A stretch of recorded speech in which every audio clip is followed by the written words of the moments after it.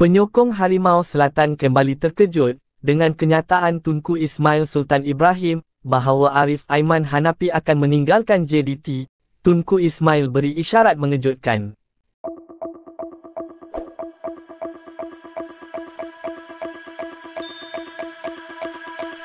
Pemangku Sultan Johor, Tunku Ismail Sultan Ibrahim, menegaskan bahawa masa depan bintang muda Johor Darul Ta'zim, JDT, Arif Aiman Hanapi, sepenuhnya terletak di tangan pemain berusia 22 tahun itu.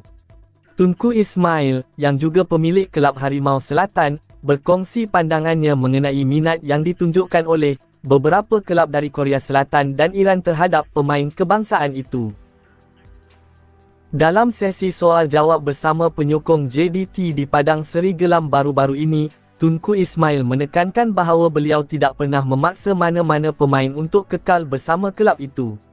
Itu bergantung kepada Arif Aiman, bukan pada kami. Jika dia mahu pergi, silakan. Jika dia mahu kekal, dia boleh kekal. Semuanya terpulang kepada pemain, kata Tunku Ismail.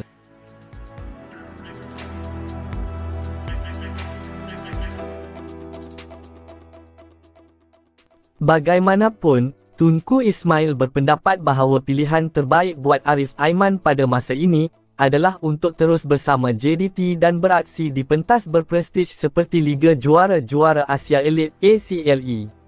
Beliau menjelaskan bahawa bermain di kelab biasa di luar negara mungkin tidak akan memberikan peluang yang sama untuk bersaing di peringkat Asia. Saya tidak pernah memaksa mana-mana pemain untuk kekal, tetapi saya rasa dia gembira di sini. Di sini, bukan sahaja ada peluang untuk memenangi kejohanan, tetapi juga peluang untuk terlibat dalam kejohanan bertaraf Asia seperti ACLE. Jika pergi ke pasukan biasa di luar negara, kamu tetap tidak boleh beraksi di pentas ACLE. Bagi saya, keputusan bijak yang dia punyai adalah kekal di sini, ujar Tunku Ismail.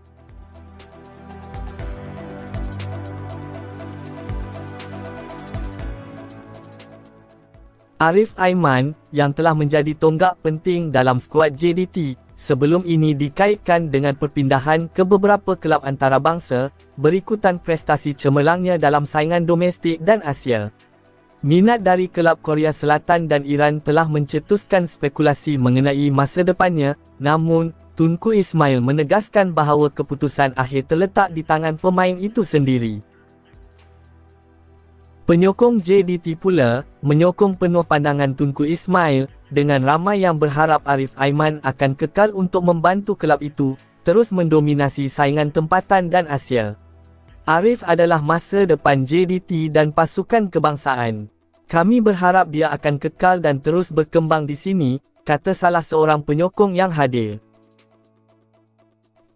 Dengan ACLE musim depan semakin hampir, semua mata kini tertumpu kepada keputusan Arif Aiman. Adakah dia akan kekal setia bersama Harimau Selatan, atau mengambil cabaran baru di luar negara? Jawapannya akan diketahui tidak lama lagi. Sementara itu, JDT terus mempersiapkan diri untuk menghadapi saingan musim baru, dengan harapan dapat mempertahankan kejuaraan Liga Domestik dan mencipta sejarah baru di peringkat Asia.